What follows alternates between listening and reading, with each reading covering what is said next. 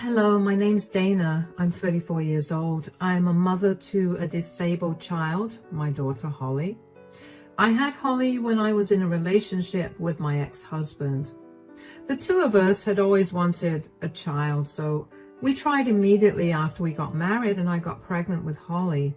However, I had to give birth prematurely and Holly didn't get to fully develop physically.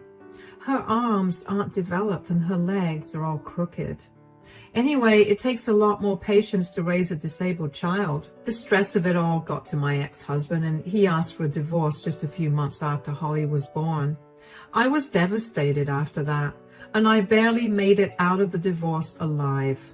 The only person that kept me going was my sweet baby girl.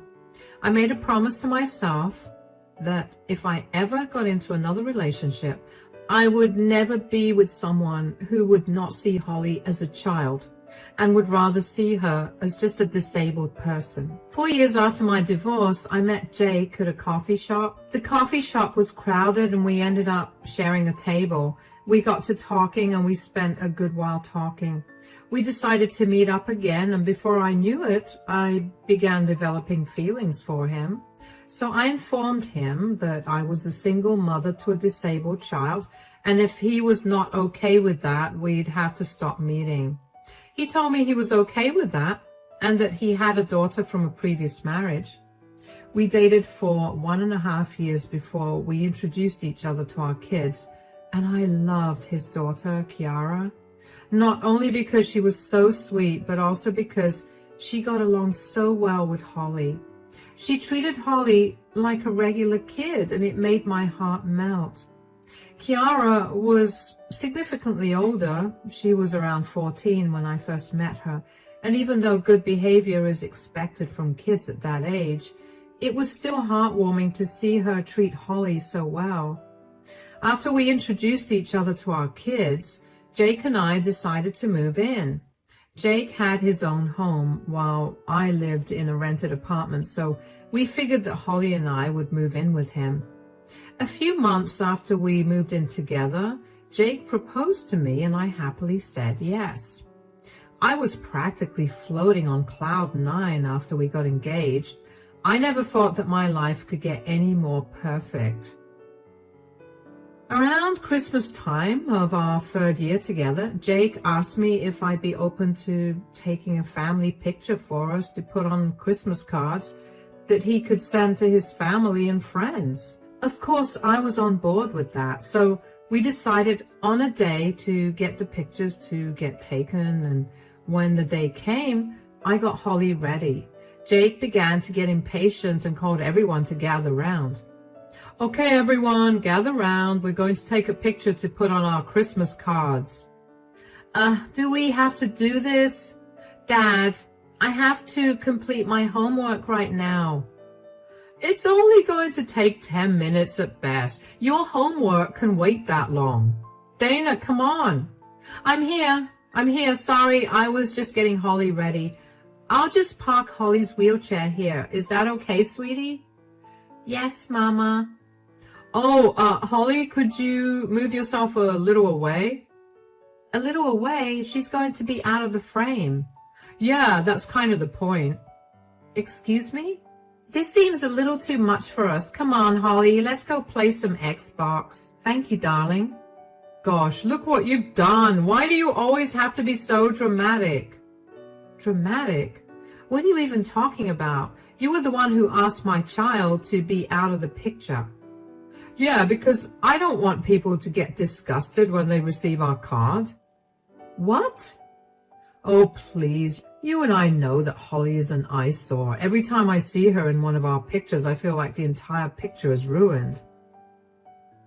Have you felt like this the entire time? Not the entire time. I mean, I love Holly, and I mean nothing against her, but her huge wheelchair and her deformed hands make for such a bad eyesore.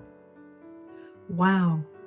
The last thing I expected out of you was to be ableist towards my daughter. That's not it. I just want us to have good family pictures. This is the first time in 4 years that I'm going to be able to take a bigger family picture that's not just Kiara and me. You know, When you got into a relationship with me, you agreed to be a part of Holly's life and let Holly be a part of yours. You cannot possibly ask her to not be a part of our family picture. Just because she doesn't fit your aesthetic purpose is no reason to exclude her. I told you that I meant nothing against Holly. Save it. If you truly loved Holly, you'd look past everything and you'd care more about her than some stupid need for a good picture. I'm going to grab Holly and I'm going. Don't even try to contact me. Oh, come on. It's not even that deep. We can take the picture with Holly. Don't leave. I couldn't believe what Jake said. He had never said anything remotely mean about Holly. He always treated her so well and always made sure that she was comfortable where we went. He was excellent with her, and I had always thought I hit the jackpot by finding him. Clearly, that was not the case. I never expected him to think Holly was disgusting. Jake followed me as I made my way over to Holly's room and grabbed a bunch of her things. He kept telling me that I was overreacting and that I didn't actually understand what he was saying. I didn't answer him at all and just let him ramble. I went to Kiara's room where Holly was and told her that we were leaving and wheeled her out of the house and into my car. I drove away to my mom's place. My mom looked very concerned when we showed up because I looked so pale. Once inside, I explained to Holly that we were going to be staying with my mom for a little bit, and Holly was understanding. I sat her in front of the TV and went into the dining room so I could talk to my mom. My mom was furious with Jake for the things he said and asked me if I wanted her to babysit Holly while I went and sorted things out. I told her that wasn't necessary. The thing is, my whole perspective of Jake changed the second he uttered those words. Gone was the kind and caring man. He was now just the same as my ex-husband, a disgusting, discriminating coward. I didn't see how talking to him would make anything better. I was filled with so much rage towards him that I wasn't sure if I could talk to him without being rude. Being rude towards him would not make me any different than him, and I didn't want to give him that satisfaction. I stayed with my mother for a week, and during that week, Jake kept blowing up my phone with texts and calls. I never responded to any of them. I may have calmed down a little over the week, but I was still beyond angry at him. But then, one day, Jake's mother, Sherry, called me. "Hi, sweetie, I hope I'm not disturbing you." No, I just gave Holly a bath and now she's watching TV. That's good to hear. I just called you because I needed to ask you something. Yeah? What is it? Have you broken up with Jake? I don't know. We just had a huge fight and I'm staying with my mother right now. Right, that's what Jake told me. He told me that you got mad because he asked that Holly move a little to the right and you didn't like that. I know that it's not my place to butt into your relationship, but don't you think that it's a bit much to get so mad at that? Jake's struggling at home and he's been calling everyone to see if we got in touch with you. First of all, Jake didn't just ask Holly to move to the right. He asked her to move out of the frame. Move out of the frame? Why would he ask that? Because he thinks that Holly is an eyesore that's going to make everyone feel disgusted. What? He cleverly left out the most important detail just to paint me in a bad light. You can ask Kiara and she'll tell you that he wanted Holly out of the frame. Oh my God, I'm so sorry that he said that. I never expected him to think that way. I never even raised him to think that way. I don't know where that came from either. He had never once displayed any signs of dislike towards Holly, especially over her disability.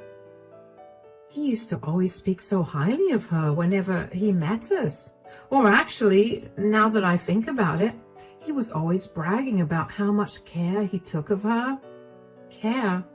Oh no, he never took any care of Holly. We both decided from the start that we'd each only parent our kids and never the other. Oh, I had no idea. You know what? I'm going to do something about this. What do you mean? Because if you think that yelling at him or even just talking to him is going to change his mind, I don't want it. After talking to you today, I've realized just what a liar Jake is, and I don't want him to be a part of my life anymore. I'm fully on your side in this, but I don't plan on yelling or talking to Jake. I have a better idea. Just trust me, and don't break up with him as yet. But what are you going to do? Just hang in there. I'll call you in a few days and I'll let you know. I'm so sorry for assuming the wrong thing, by the way. But thank you for telling me the truth. You have nothing to apologize for. Jake was the one who manipulated his words, so it's okay. Take care until then. Bye. That phone call from Sherry was even more of an eye-opener for me. Clearly, all the things that I thought Jake did for Holly because he loved her were not done out of love, but rather as a means for him to show off. The thought of that only made my anger flare up. The same girl that he was bragging about was too ugly to be in his pictures. The sheer audacity of that man to do that. And aside from that, he also conveniently left out what the fight was about. When I heard Sherry tell me that, it took everything in me to not be mean to her. She did nothing wrong to me. In fact, she was wonderful. She and I got along really well, and Holly loved her too. I knew that Sherry was only acting on information that Jake had given her. Jake knew how well Sherry and I got along, and I didn't know if this was his way of ruining our relationship. Given everything that happened, I wasn't too surprised that he'd be capable of doing that. What I didn't expect was for Sherry to be so on my side that she'd be willing to teach Jake a lesson for treating Holly so badly. I didn't understand why she felt so intensely about the issue as I did, but I chalked it up to her being a good person and someone who advocated for the disabled. While I was right about that, I didn't realize just how personal this issue was to her. A few days after my phone call with her, I got another call from her. I had been racking my brain about the ways in which she would take care of Jake, but I couldn't come up with a single thing. So when she finally called again, I couldn't have been happier than to find the answer that I was looking for. Sweetie, are you free right now? Yeah, why?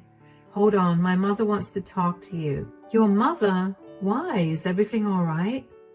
Yes, nothing to worry about. I was just telling her about what happened between you and Jake, and she wanted to talk to you. Oh, yeah, of course, I don't mind talking to her. Hi, darling. I'm Sherry's mother and Jake's grandmother. My name's Emma. Hi, Emma. My name's Dana, and Jake is my fiancé. For now, at least. Sherry was just telling me about the mean things that Jake said. I'm so sorry that Jake said that. No, you don't have to apologize for anything. If you don't mind me asking, what kind of disability does your daughter suffer with? Well, she didn't get to fully develop in my womb. Her hands didn't develop, and her legs are crooked. She'll get into braces soon, but the doctors did tell us not to hold out much hope for that. I understand that. It must be really hard for you to see your child not getting the same treatment and opportunities as everyone else. I can't even begin to express how much that hurts. And hearing Jake say the same things that you know your daughter is going to hear in the future must have stung. Yeah, I want my daughter to grow up in an environment where she feels loved and accepted for who she is. I already know she's going to face a lot of issues in the future, so at the very least, her home should be a safe place. And if Jake himself thinks this way about her, then I'll never be able to give my daughter that. You're an amazing mother. I wish my parents were even half as kind as you. What do you mean? Polio took away my ability to walk, so I'm disabled now, which is why I wanted to talk to you. I made sure to raise my kids to be nice towards everyone, and my kids have done the same to their kids. I couldn't fathom why Jake would say something like that. I wanted to ask you if I could meet your little one. Oh my, of course you can. I'm sure she'd feel wonderful when she sees someone else who's just like her. I'm sure she'll feel that way too. Lord knows that I wanted that when I was younger. I'm hosting a birthday dinner for my 87th birthday this weekend. Why don't you two drop in? Oh, are you sure? I don't want to intrude on a family gathering. You will not be intruding at all. Just don't tell Jake anything. I'm going to humiliate him, and he's going to be crying for forgiveness. I've had a lifetime of discrimination and bullying because of my disability, and I'm not going to let someone in my family do to a child what I had to go through. Thank you so much, Emma. This really means a lot to me. Of course, sweetie. Now, I have to go take a nap, but take care of yourself. I can't wait to meet you. I can't wait to meet you either. Take care. I couldn't believe that I didn't know that Jake's grandmother was alive. You'd think it would come up in some conversation during our 3 years of being together, but it never did. It's even more alarming because Emma was disabled, and that would have been a great way to engage with Holly. Regardless, I was just glad that Jake's family was so much better than him, but the fact that they seemed to care more about Holly than Jake did, without even knowing her that well, made me incredibly sad.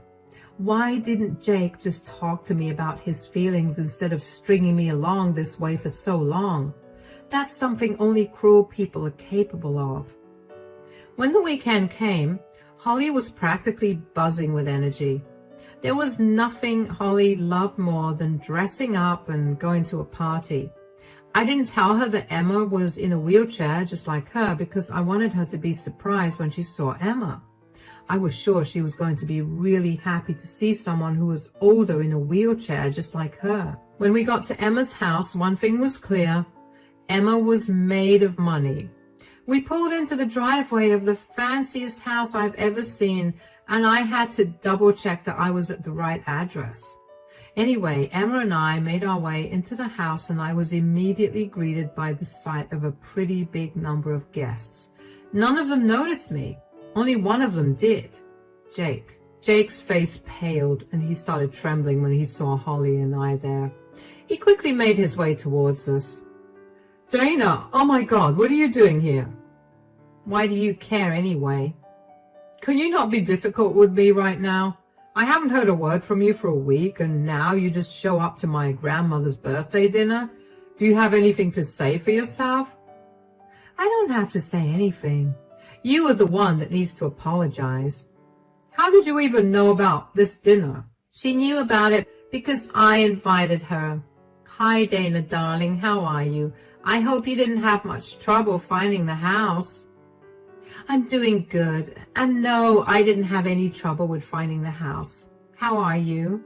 I'm great. I barely feel like I'm a day over 60. Happy birthday, by the way. Holly, sweetie, wish Grandma Emma a happy birthday. Happy birthday, Grandma Emma. Oh, thank you so much. You're such a pretty girl, Holly. And you look just like me, but older. Holly. Oh, it's okay. She's only speaking the truth. Okay, sweetie, we can hang out some more in 10 minutes. For now, you can go play with my great-grandkids. Don't worry about taking Holly there. I'll ask Sherry to take care of that. Wait, Grandma, how did you know about Dana? I heard the two of you got into a huge fight the other day. Dana, you told my grandma about it? Does privacy mean nothing to you? Sorry, didn't tell Mom. Dana didn't tell Mom, but she told me only because I asked her. But imagine my surprise when I found out that you purposely twisted your words to make her be a bad person. Look. No, you look at me, Jake. You know firsthand how I feel about people making fun of or treating disabled people differently. You know how I've been very adamant about all of you being empathetic towards the disabled. So to hear that you were so blatantly rude to a child, that was beyond shocking. You can't force your values onto anyone, and what goes on in my house has nothing to do with you. Don't you dare talk to your grandmother that way. No, you know what? I'm sick and tired of being the bad guy. You wouldn't be the bad guy if you just behaved decently. I did. I didn't even once imply that I hated or disliked Holly. I just didn't want her ruining the picture. That's not even hurtful. You're right, it's not. And that's why today we're all taking pictures without you, because we don't want a man with a mole on his face in the pictures. That's unfair. I can't change that. Did you think that Holly was capable of changing her disability? That's not the same thing. You're right. Having a mole doesn't mean that you're going to be treated differently. But do you know what guarantees that? Having a disability. I don't want you here. You deserve no place in this family. What? You can't kick me out. This is my house and it is my birthday. No one is going to go against me, so leave. Come on, Dana. I want to spend more time with you and Holly. Jake looked at Emma as if he had grown a second head. But Emma didn't pay him any mind. Instead, she grabbed my hand and made me follow her along to where Holly was. I heard later on that Jake made a big fuss about not leaving, but eventually his siblings kicked him out. Jake did not leave without cussing the entire family out for their weak-minded opinions. No idea what that means, nor do I care about it. Emma, Holly, and I ended up having a good time that night. Emma got along really well with Holly and kept telling her stories about all the crazy things she'd done. Holly was more amazed that Emma could do all of those things while in a wheelchair than the fact that Emma had done such crazy things. Sherry came up to me when she managed to get me alone and gave me a big, warm hug. She apologized for Jake's behavior and thanked me for giving her a chance. She told me that she raised Jake to be much better than this, so she didn't know where these thoughts came from. I mean, I imagined that growing up around someone who was disabled would make one more empathetic towards the disabled, but in Jake's case, it went the complete opposite way. Jake's siblings and I also got to talking. We had briefly met each other a year ago, but we didn't actually get to talk. They were all such lovely people who practically showered Holly with kind words. How Jake was related to all of them is beyond me. The dinner went really well, and I felt happy for the first time after Jake and my big fight. Both Holly and I went back home with the biggest smiles on our faces. But that joy did not live very long. Just 2 days after the party, Jake came over to my mother's place and began banging at the door and yelling for me to open up. I quickly put my mom and Holly into one room and told them not to come out unless absolutely necessary. I took a deep breath and opened the door. I didn't even get to say a word before Jake started yelling at me. Did you have to kick me out of my own family gathering that way? What in the world are you talking about? Don't act all coy. You know that you did that on purpose. What did I do? You purposely painted me in a bad light. Now none of my family wants to speak to me, and I've also been taken off my grandmother's will. Do you know how much I was counting on that? Why would you blame me for your disgusting ideas? It was one picture. You could have just talked to me about how you felt instead of ratting me out to my family. I did tell you that it wasn't a nice thing to say. You told me that your ideal picture was more important than my feelings. Oh, you've ruined my life. I knew that being in a relationship with a mother of a disabled child was a bad idea. Who asked you to be with me? I warned you clearly when we first started dating that my girl would be my priority, and if you did anything to hurt her, we'd be done. I didn't know how intensely your family felt about the disabled, but I'm very glad that they do, because it shows me that you're the only one with disgusting values. I'm going to make you pay for what you've done to me. What do you want me to pay for? A lesson in ethics and morality? Because I hope what's happened here has been enough. You're impossible. You need to talk to my mom and my grandmother about this. Tell them you were lying and get them to talk to me again. I don't have to do any of that. I did not lie, and they're angry at you for not only saying disgusting things, but also for lying to them. You started this, so you can finish it yourself. Goodbye. Nothing felt more satisfying than slamming the door shut in Jake's face. Jake looked stunned when I told him that he was at fault for what he did, and I don't know why either. How much self-awareness and common sense do you have to lack to not see what you're at fault in? Jake kept ringing the doorbell to get me to come and talk to him. I simply told him through the door that if he continued to remain on my mother's property, I would call the police. He left pretty quickly after that. Good riddance. Needless to say, the engagement got called off. Jake and I broke up and things went back to normal after that. The only change was that Sherry and Emma became a new constant in our lives. Emma and Holly pretty much became best friends, and Holly always asked to go over to Emma's. It was so heartwarming to see Holly feel like she wasn't different and to see her in her element like that. Sherry and I became close too. She was a lot like my mother, and it felt comforting to be around her. Jake was actually cut off from the rest of the family. Sherry told me that while it hurt her to do that, what hurt even more was to see Jake have such views even after being around a disabled person all his life. I understood her pain because I too lost someone I loved so much. The last thing I expected was a partner who was ableist. Turns out it wasn't only Sherry and Emma's side of the family that cut Jake off. Jake's daughter, Kiara, also decided that she was done with her father. As soon as she turned 16, she moved in with Sherry. Jake never tried to fight for custody because he thought that Kiara was also brainwashed with his family's ideals. I can't believe that I had ever loved him, but I was glad that I got to spend more time with Kiara and that Kiara and Holly got to be with each other again. I only had to meet Jake one more time after we broke up, and that was only to move my things out of his house. Jake did not hold back from insulting me and throwing all kinds of words at me for ruining his life.